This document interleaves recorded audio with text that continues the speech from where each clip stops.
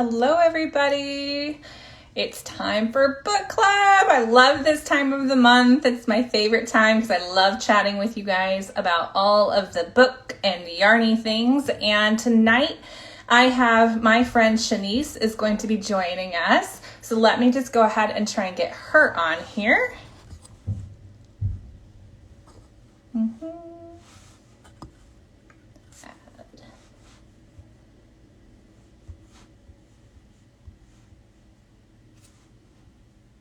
Oops.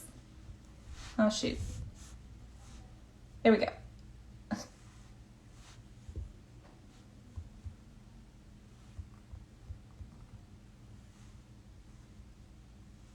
All right. So, Shanice, I sent the request to you.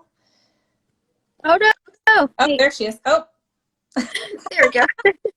I don't know what happened. Shanice. How are you? How's everybody? Hi, everybody. Thanks for joining. Linda, Layla, how's it going? Okay, so I am joined here by Shanice of Crochetastic Boutique, and she is, she just started a new job, so she was kind of gonna go live from her car today. So if you're wondering why it was a little different, that's why. So hi, Shanice. Hi, everyone. How are you? I'm doing well. They changed we were scheduled to be on training for the next at least 2 weeks, and then they bumped us out. They're like, oh, you're good. So now we're to our normal schedule. So that's why this should only be a one-time thing. You can see the backseat of my... It's all good. I'm just glad you could still join us, and we can talk about our fun book tonight. So so a lot of people that tune in regularly know that I'm really horrible about remembering to bring the book down to my studio down here with me for the live. But I remember tonight, so yay me.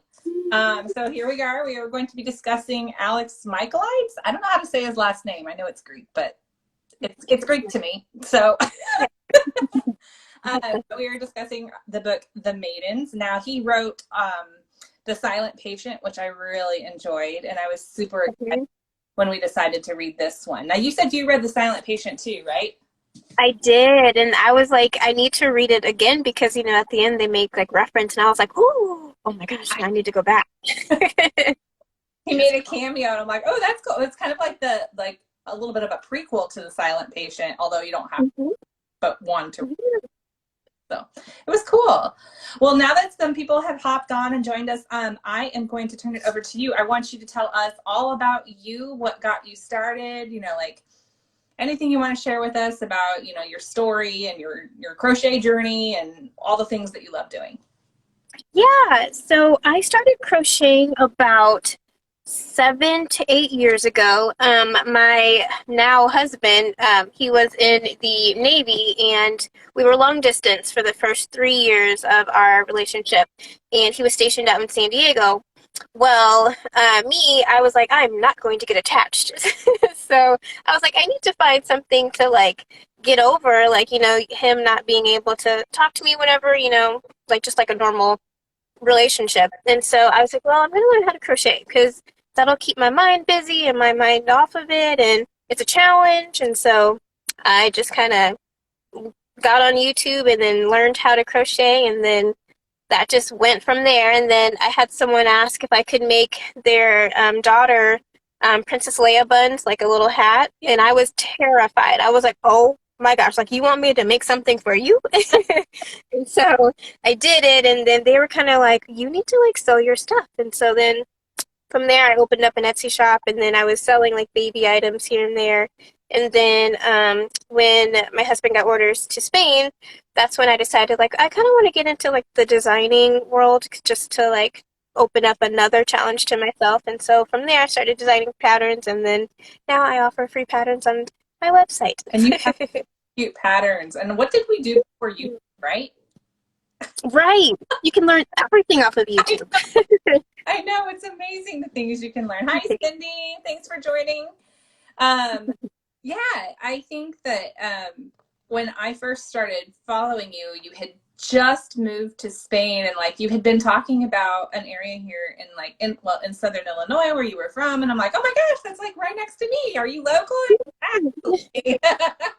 I'm like all excited. I was like, you're in Dayton. And you're like, I live in Dayton now. And I'm like, So I joke with my mom because I came home that when we ended up meeting is because she had surgery. I think it was on her shoulder or was it her knee? I can't remember which one. And I came home for 2 weeks because we thought she was going to need help. And I get here, fly all the way back, and she doesn't even need me. Like, she was ready to drive, like, just a few days after. And I'm like, well, you can't drive just yet. But, yeah, we rearranged her house so that she wouldn't have to go upstairs for anything. And I was just sitting here chilling. well, I'm sure she still appreciated having you around all the same. That was true. I remember when we did meet that first time, the snow. There was so much that, like, oh my God. I remember it started snowing, yeah. Yeah, and it came down so fast. By the time we left, it was like kind of a lot built up. Yeah, like 3 or 4 inches, like within the span of 2 hours. I'm like, dang. Mm-hmm. Yeah. And we both right the trek ahead of us trying to get home. Yeah. But it's still worth it. And I'm so glad that we did meet and that we've gotten to be friends. Oh, my bestest friend Haley's here.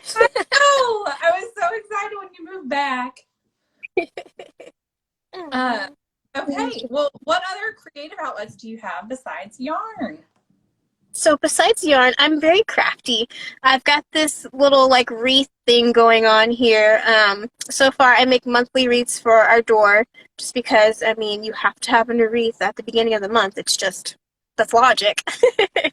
So I've been doing that and trying to find like some cute little themes here and there. That's what I like to do. Just craft yarn. Super cute wreaths. I have loved watching those. Yeah.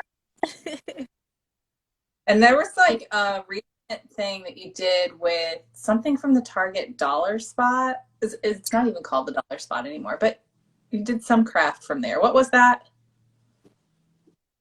I'm trying to think. You just was it for Easter or was it just this past? I think it might. I made a few years. It's been a while. That's why I'm foggy on details. I think it was the house and cross. I said I'm foggy on details that happened yesterday. Yeah, me too. This morning, I can tell you. Like, I don't know. Yeah, I just think it's fun. You're always doing these crafty things and posts. I love watching your videos about them and love watching your reels. And I know that you've been busy the last like month or so with your training and stuff, and I have missed them because they just always make me giggle. Like, I love how just you're just so bright and sunshiny and always bring a smile to me. Aww. Well, that's so sweet. I'm really trying, but sometimes I feel like I'm struggling. Especially when we get to come together. Those are fun. They're really fun. Here we are. Oh, man. Now, you used to do some photography stuff, too. Have you been doing any more with that, or no?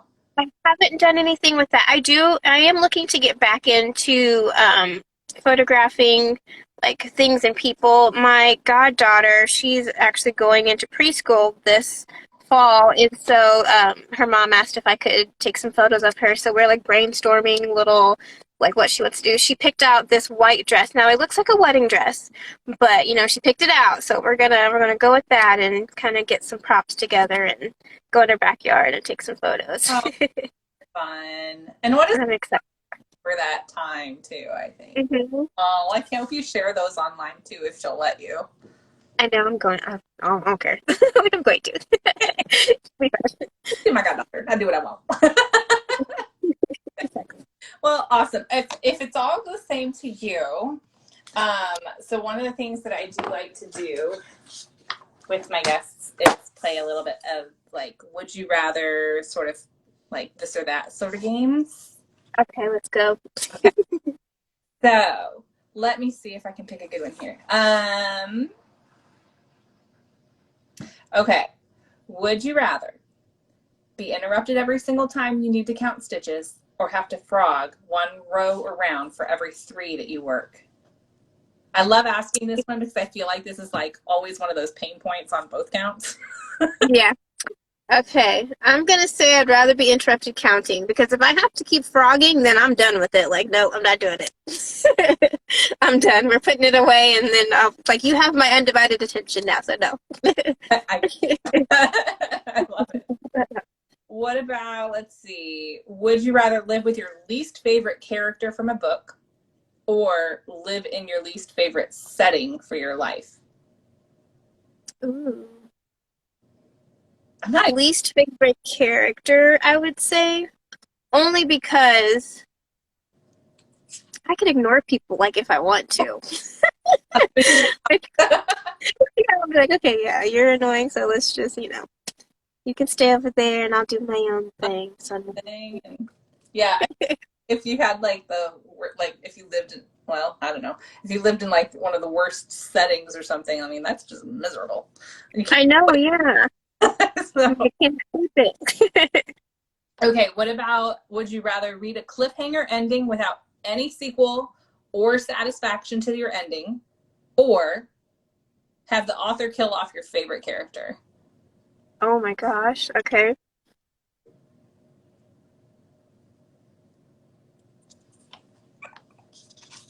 Those are both equally horrible. He loves to get in on like the whole would you rather thing. Like, it is literally one of his favorite things ever. Like, we get in the car, like, Mom, would you rather eat boogers for the rest of your life, or I'm like, what are you bookers? Okay, or kill off my favorite character. I just feel like I feel like I'm heartbroken either way. It's like which one? Well, let's see. Oh, the cliffhanger? No, because then I have to know like what's gonna happen. I guess just kill off my favorite person. that's just you. I'll just be sad. Yeah, I'd rather know. Yeah, I don't know if I'm saying your handle there correctly, but that's what they said too. Like, kill. I'd rather know what happens. Yeah. Yeah, I think it'd be the way around. I just want to, like, I can make up my own ending. I'd rather. No, because I have so many questions. But what happens? I don't understand. Yeah. Yeah, Layla is a boy mom, and she knows my pain with the would you rather questions. Would you rather? No. Oh my goodness. Okay, let's do some this or that. Let me see on my other page here. This or that. Coffee or tea? Tea. Me too. Yep. Granny square or corner to corner? I'm gonna say Granny Square because I haven't done corner to corner. Like the concept isn't appealing to me. So my vote is Granny Square. Okay. Just one Granny Square though. You can't get me to do like 5 or 10 or 100 of them. Just one. Yeah, I feel like at least with corner to corner, like chances are you don't have to have. Well, I don't know. I feel like whenever I'm making a granny square, I have to change colors to make it more interesting, and Yeah, I don't feel compelled to do that in color to color or color to color, corner to corner. And so I feel like I would go corner to corner only because then I don't have as many ends to weave. I'm lazy. No, that is true. You make a good point. You can change your mind. I'm gonna stick with my Granny Squares. I don't blame you. Let's see. I think I know the answer to this one, but I'm going to ask it anyway. Garments or accessories? That I like to make. Mm-hmm. Okay, I'm gonna. Ew. Now I feel like I'm gonna disappoint you. Okay, I'm gonna say accessories. Is that what you got for me? Because I just look at things that you make, and you make a lot of like cute little bags or hats. Yeah. Or towels and things like that. I'm like, I don't think I've really seen too many like garments that you've made. No, because I don't like to commit to things that are going to take forever to make. I just want to think. I feel that. I do. I feel, and then here I am. I'm like on a blanket. I'm like, okay, well, I love the texture. That is pretty. Oh, thanks. Yeah, it's super fun. It's puff stitches and third loop from half double crochet and all the fun stuff. Yeah, I love it. I just haven't worked on it. I said I'm making a blanket. I just haven't worked on it since, the winter. Blankets are like one of those, I like blankets because a lot of times they're mindless and like you can do whatever you want to do and you don't have to worry about, they're rectangles. You don't increasing and decreasing usually. And I like patterns that are a little bit more meditative and, easy to memorize so that I can just do whatever I want to do. Oh, hi. Thank you. I'm glad you could join for a little bit. Okay, well, let's get into talking about the book, shall we? Let's do. Sorry, my whole studio here is like a mess. It's a really good thing that all you see is like my big old head on the screen because the rest of the place is a mess. And like, as soon as I knew you weren't going to be able to make it, I didn't worry about cleaning it up. That's funny. Okay, so the Maidens is what we're here for folks that are just hopping on. And what is your first reaction to it before I give mine? Like when you finish your gut reaction. Without spoilers, because we're not talking spoilers yet. Oh, okay. So my first thought was, okay, wow. Only because of the like psychologicalness that went with it. Like, I mean, I don't know how much research he did before, or they, I don't know if it's a male author or but how much research they did into like psychology and whatnot before then. But it sound legit. It sounded like they took, a great deal of time in researching that. But is it something that I would pick up again? No, because it started off a little bit slow for me, and I was like waiting for something to like happen. But yeah, I can see that. When it picked up, I was like, oh, yeah, what's going on? Yeah.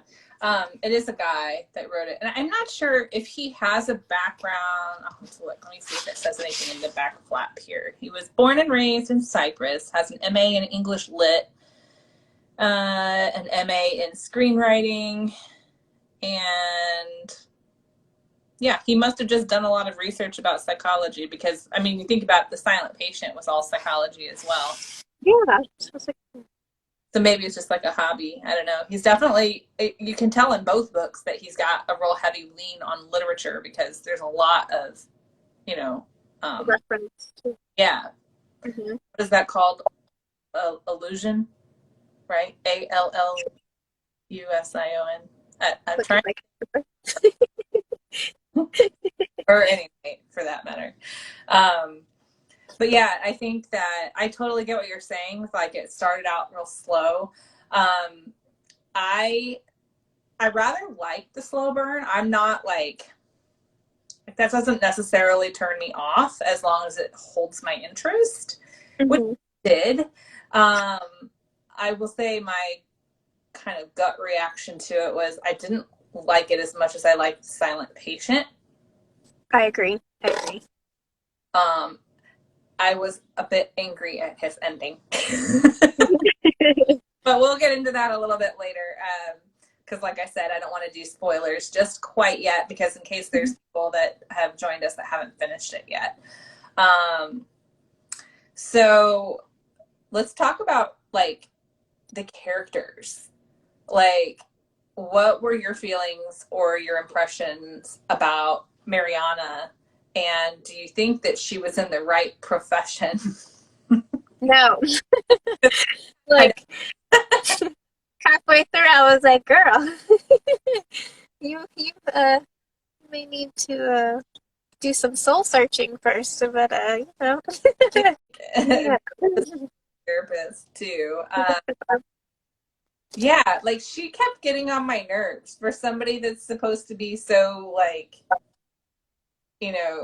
psychologically intelligent. Mm-hmm. And like in tune to like others' feelings and picking up on, their what is it? Their I don't know. Their what is it? What I can't get my words together. Their non-communicative language. Nonverbal stuff. Yeah, there you go. Their body language and stuff. And I'm like, Okay, so this is what I feel like. Whatever she thought of that person, she cast that onto them. And so I feel like no matter what, if they, were trying to get her to, I don't know, paint themselves in a different light, then she wouldn't have regarded that. Like what she thought of you is what she thought, and then there was no changing that. Yeah, she made up her mind, and that was the role that they got assigned, and it is what it is. Yeah. Yeah. And that, like, she just was so, I hate this expression, but I'm going to use it because it feels applicable, is like, I felt like she was a bit of a wet blanket at times. Like, and I don't even know where that expression is from, but I'm going to use it anyway. I just felt like, I wanted to slap her a lot. Yeah. What about Zoe? Like, again, without any, Okay. just about her personality and like throughout the majority of the book and everything. What do I think of Zoe without spoilers? I feel bad. Well, no, okay. I feel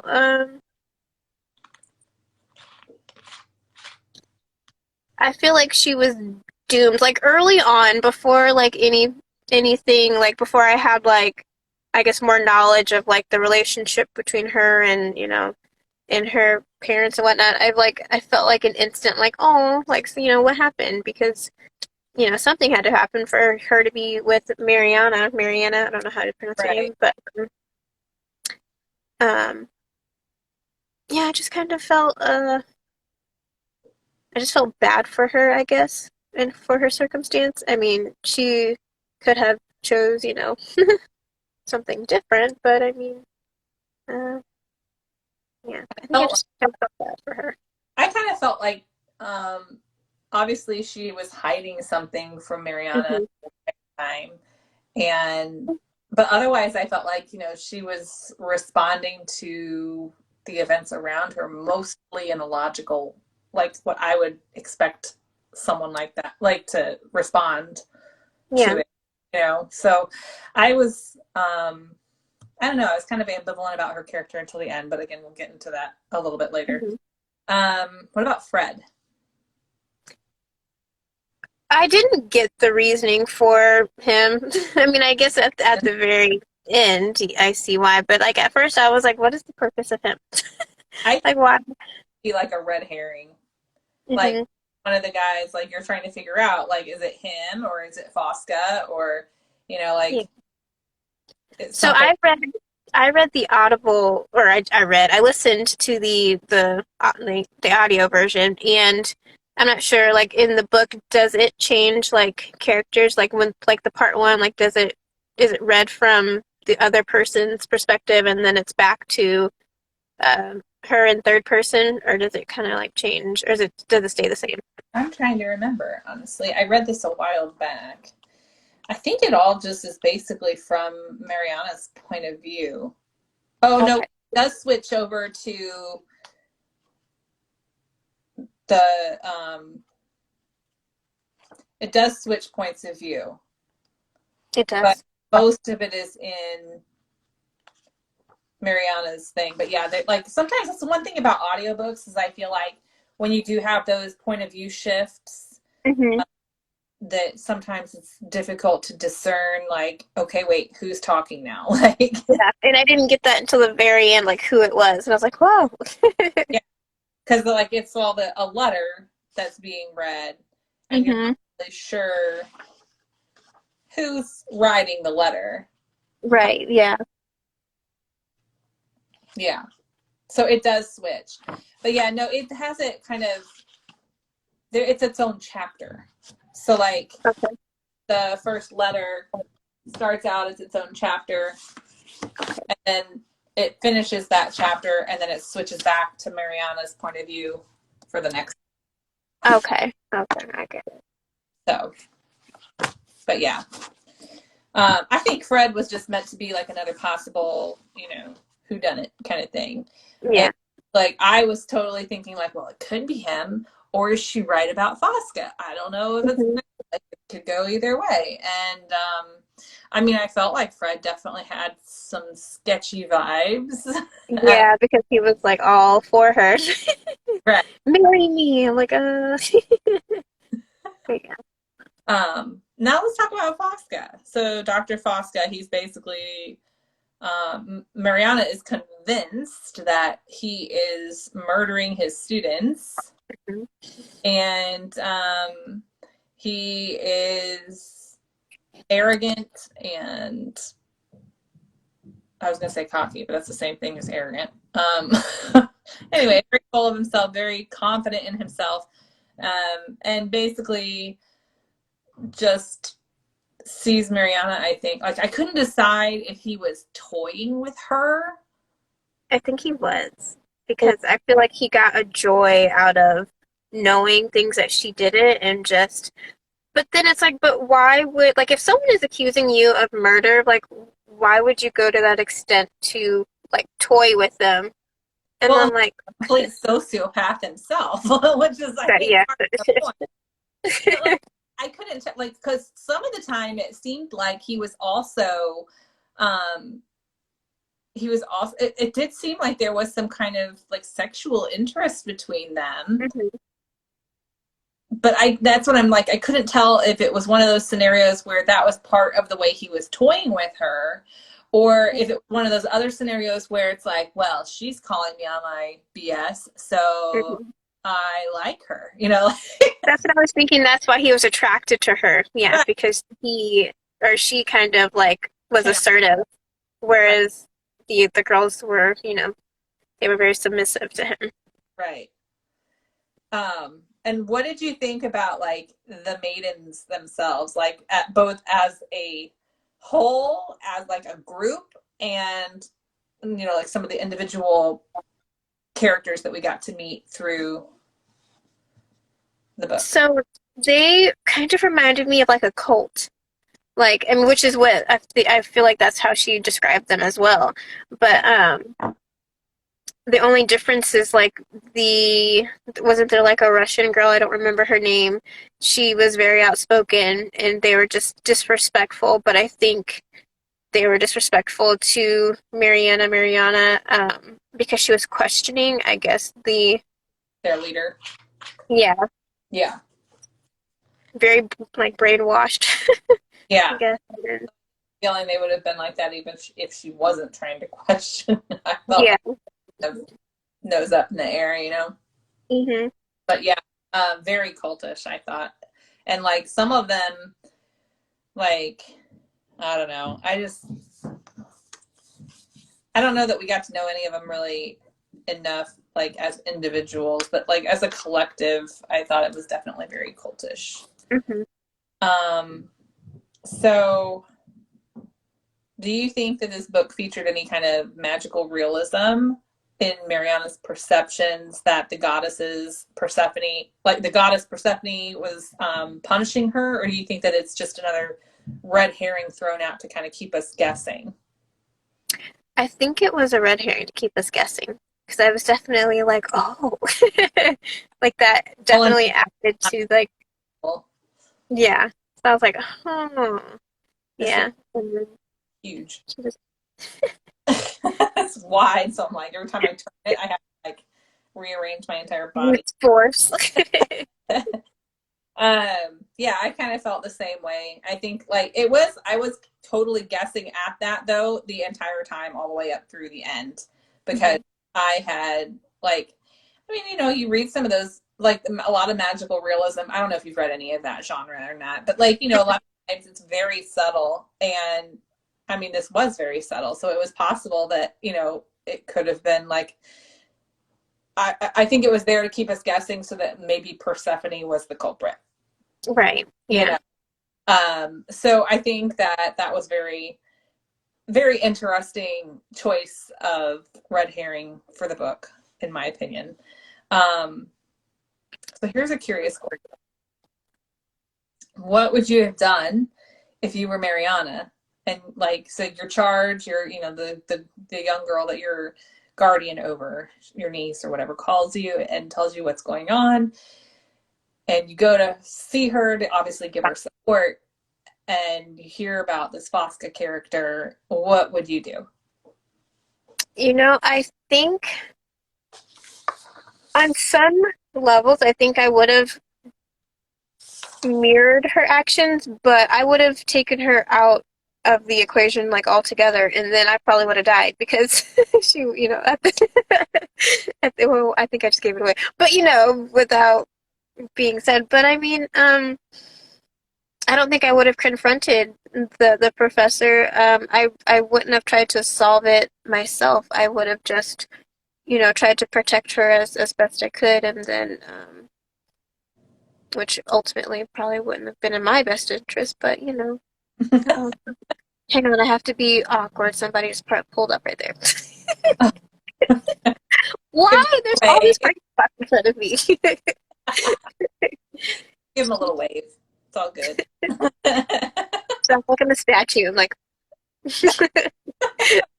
I think most people are used to seeing people like talking on their phones. At least you're not driving. It'd be different if you were driving, you know? Like, that is very true. Yeah. They'd be like, this girl. Okay. So I think that's the extent of my non-spoiler discussion. Was there anything else that you had or could think of to add before we get into the spoilers? Not that I could think of. Not off the bat. Let's get to the good stuff. Get into the stuff. All right. Well, before we do, I just want to give people one quick second to jump off. But before you go, just a heads up that next month our book is going to be Every Summer After, and I'm already like halfway through it, about almost. I got a lot of reading done yesterday as I was waiting at the doctor's office for my son, so yay for that. This is fun. Real easy read, so if you want some, like, I call it brain candy, really good book. So I'm really enjoying it.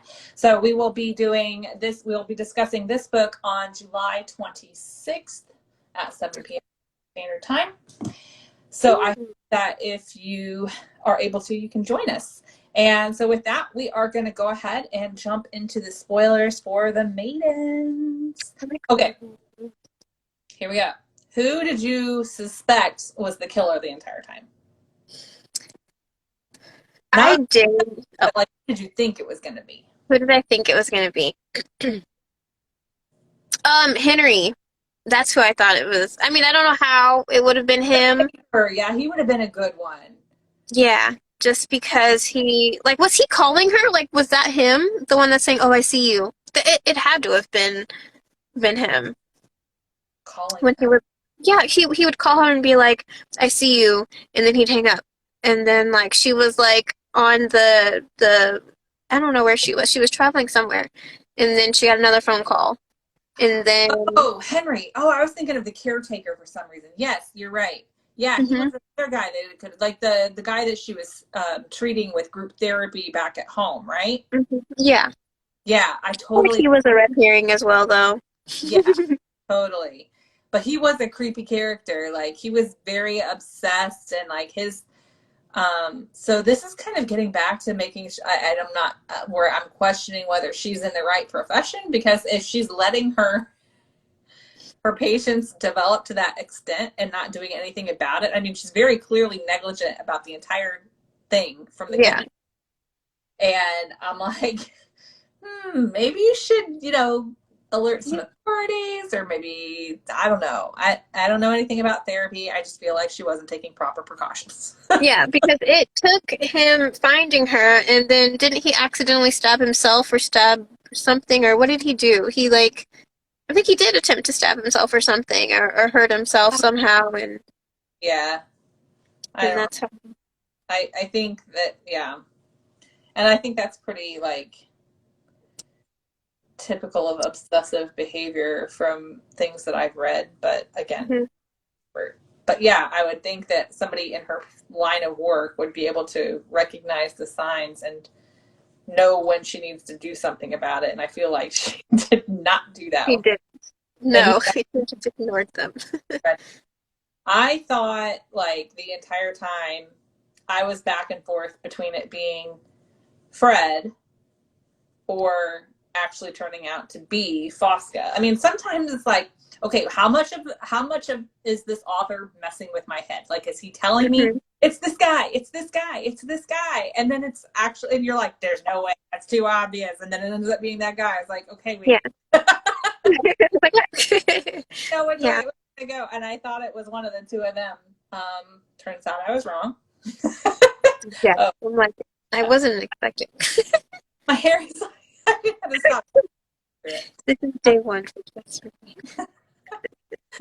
Okay, so when you found out the killer was Zoe, did you believe her motive?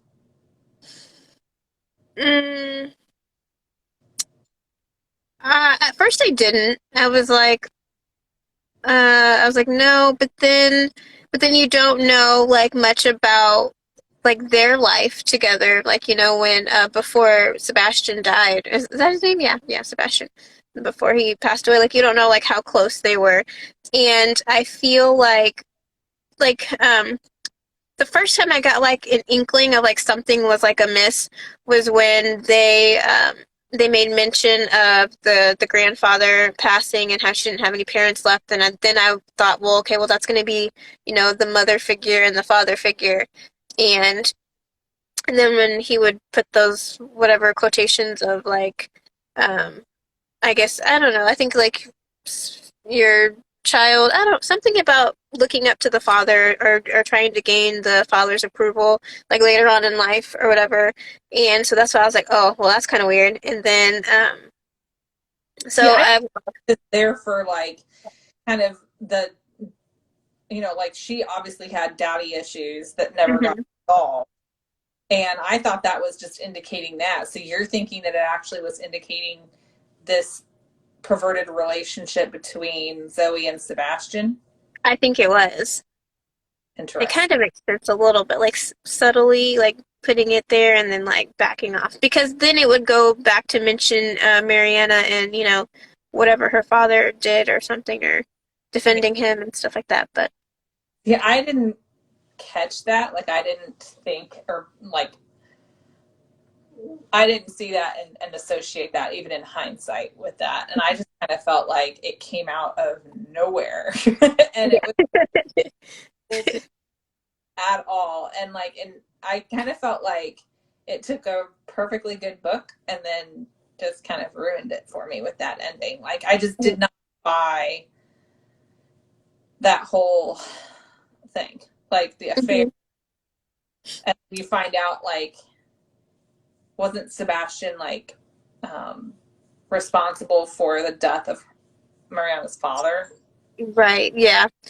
And I kind of thought that Sebastian was like he faked his death and he was gonna like come out of the Another thought. I'm like, yeah, I was waiting for him to come out of the woodwork. Like, maybe it was going to be him coming out of the woods or across the lake instead of Fred. Like, hello, Mariana, I'm back and I love your niece. right. Like, I'm leaving you. Goodbye. That's what I thought. Okay. This is why I write books. Oh, shoot. Okay, was there... Okay, never mind. That kind of covers. We just covered that, so never mind. While Zoe murdered the girls, Sebastian was the one who planned it. Do you think that Zoe was completely complicit, a victim, or somewhere in between? Because you got to think, like, she's a vulnerable young girl, and she fell in love with Sebastian, and then obviously it sounds like whether he was in love with her or not, he was certainly encouraging her affection and a relationship. So, like, obviously she's in college right now. I don't remember what year she was in college. I don't remember either. She was pretty young though, like maybe I don't know. I can't remember. I think she's like 20 or maybe 19, 20, something like that. And you got to think it was like a year prior that Sebastian died. So then, like, how long had that been going on? I mean, how long ago was it that, and I think it was like another year before that when her father had died. And so it's like, that's at least 2 years. So obviously she's a very impressionable age. So do you think that, you know, it's obvious, I think, that Sebastian was taking advantage of her. But like, how do you think that falls? Do you think that she's completely complicit? Yeah, like, obviously she murdered the girls, but he kind of planned it and I feel like was the mastermind. So complicit, 100%, a victim, or somewhere in between? I think she's somewhere in between. Because without him basically grooming her, kind of, you know, she wouldn't have, because even after his death, like, if he would have, you know, if she could have, I guess, left that with, you know, him dying. Like, why did she feel the need to carry it out? You know, I mean, I guess in honor of him, but at that point, you know, she could have.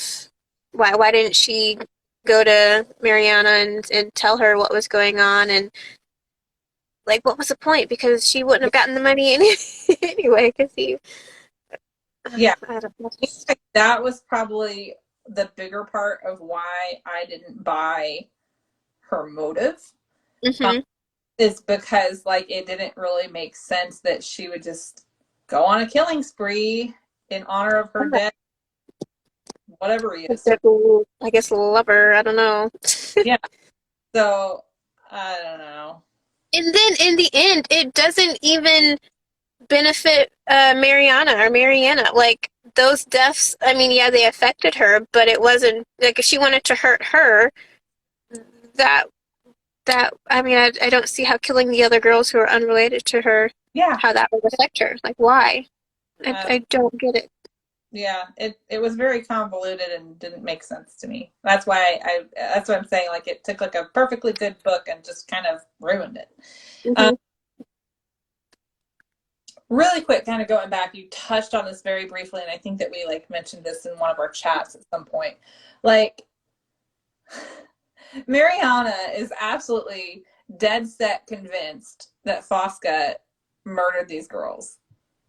And then, as a means of confronting him, agrees to go have dinner with him privately in his rooms.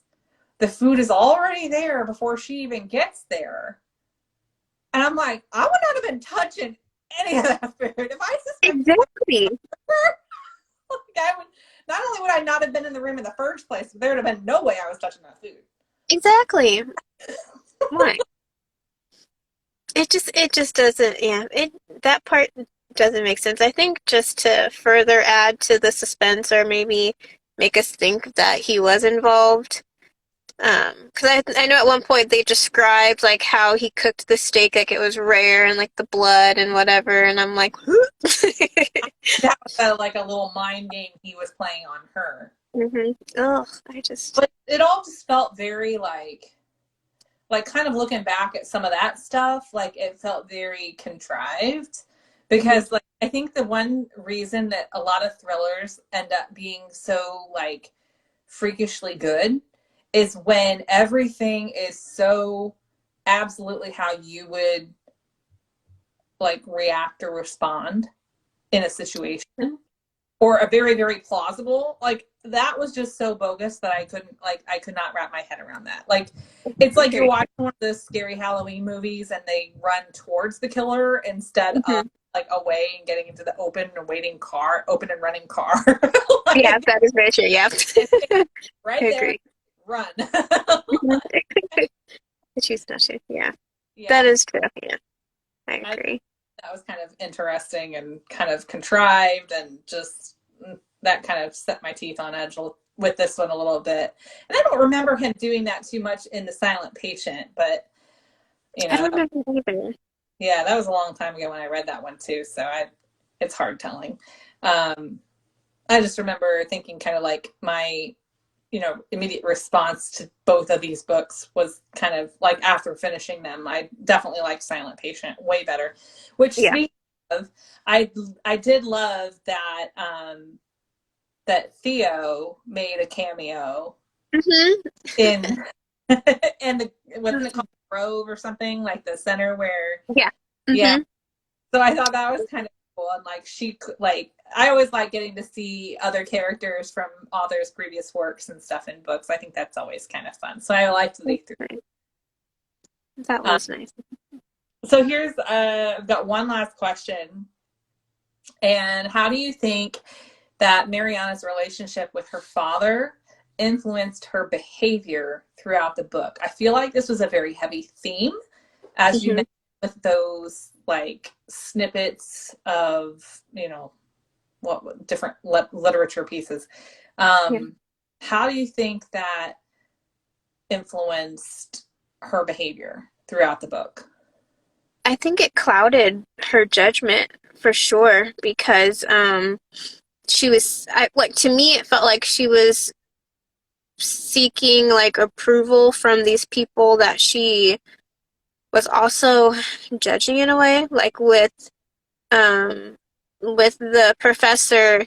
Even though she had this bad like inkling or perspective of him, she still wanted to be seen by him, I guess, in a way. And then with Fred, she knew that like he had this weird love for her, but she still entertained, you know, that. And then, I mean, eventually, I guess they're together now. But, and I think so even with Henry, like, she doesn't set boundaries for these men.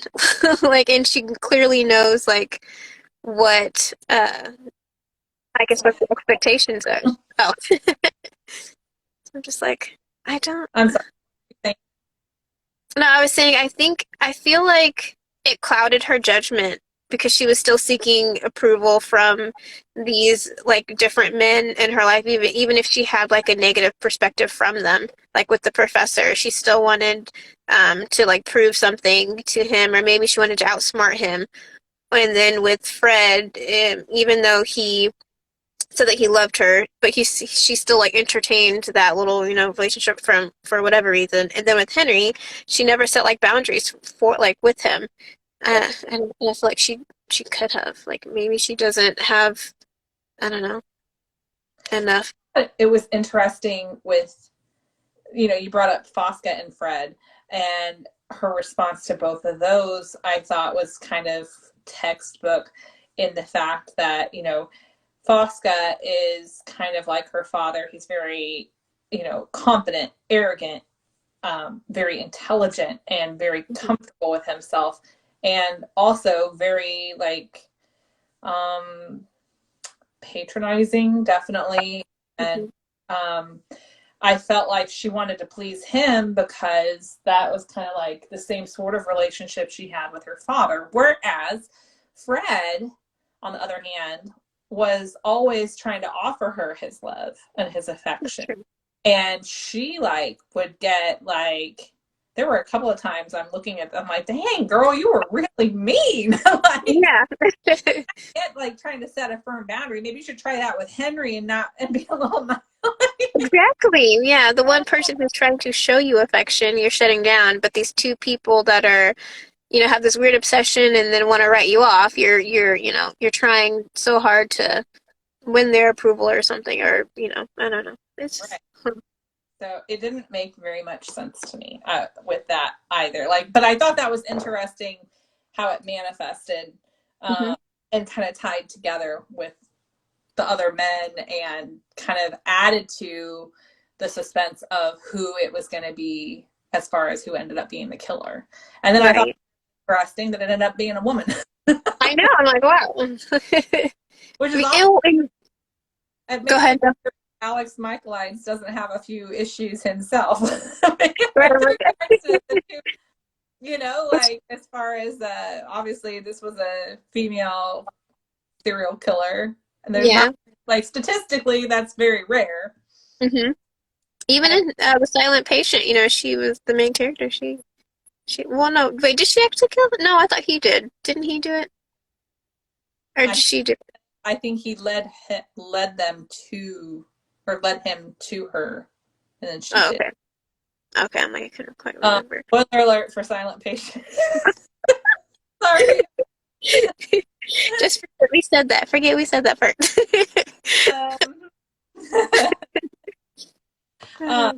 Yeah, no, all in all, I thought it was interesting, like throughout the book. I did actually really enjoy most of the read. I was just kind of put off by a large extent at the end, because I just did not buy her motivation.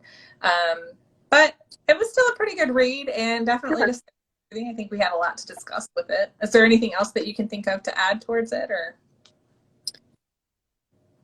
Oh, no, I don't, not really. I was just gonna say, I feel like they also kind of threw us for a loop. Whenever they were mentioning who they thought the killer was, they always referenced a man.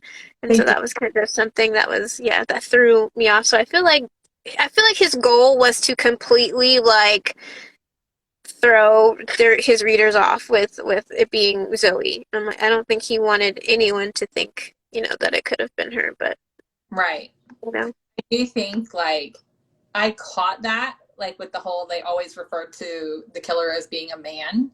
Hmm. And part of me was like, well, statistically, again, most serial killers are men, and it's pretty young women that are being killed. And, again, statistically, you're thinking that's probably likely to be a man. But I think he did it to try and throw readers off. But it's almost like he sets up the example, like he sets you up to believe this is the situation, and then it ends up being exactly the opposite. Yeah. Shock factor almost. And Hmm. I thought, like, that sometimes that irritates me, only because it's like there's not, I feel like there's not a whole lot of effort or like art to writing it that way. You know what I'm Yeah. saying? It feels a little bit like a cop out. And this is his second book after The Silent Patient, so it's kind of, which was obviously a bestseller. And Hmm. I'm sure he was feeling pressured, and second book slump and all that kind of thing. I don't know. I still think it was a good book. I just did not like the end. Yeah. Yeah. Yeah, So after that, I feel like it was just like, okay, it's her, and then that was it. Like, there wasn't very much after that, so I'm like, oh, okay. Let me yeah. just wrap up the ending, and then boop, there you go. That's how it was. Well, yeah. Yeah, I hope that I don't know if anybody else wants to chime in on how they felt about the book, but yeah, that's kind of, I think, where a lot of people that I've heard back. I know Layla, I don't know if she's still on or not. She had read it, and I read her review before I started it, and she had mentioned something along the same lines, and I was like, yeah. Looking back, and I'm like, yeah, you were right. But Yeah. well, okay, I think that wraps up our discussion. So before we get going, again, I just wanted to mention that Every Summer After is our book for July. July? Yeah, this is June, so July. I swear during the summer, like, my days and my months just all run together because of the kids' school. I don't know which way is up and which way is down. Um, That's funny. so Every Summer After, we will be reading that for July, and our date for that is July 26th at 7 p.m. And Shanice, thank you so much for joining me tonight from your Thank car. you so much for having me. For those watching, we were going to try and make this work where we could try and do it together, like, not like both of us live streaming, but like together in the same room. But it didn't. Mhm. Next time, we'll make it happen next time. Right, yeah. Um, but yeah, I'm gonna have in the description, I'll link Shanice's handle here on Instagram, and if you're watching the replay on YouTube, I will be putting all of her links, so you can make sure to find her in the description box. I will have her Facebook and her Instagram and her blog and all of her fun links. So make sure you check that out and go show her some love. And thank you again so much for joining us. And thanks for everybody for watching play. And we will catch you guys on the next one. Bye, guys. Bye, guys.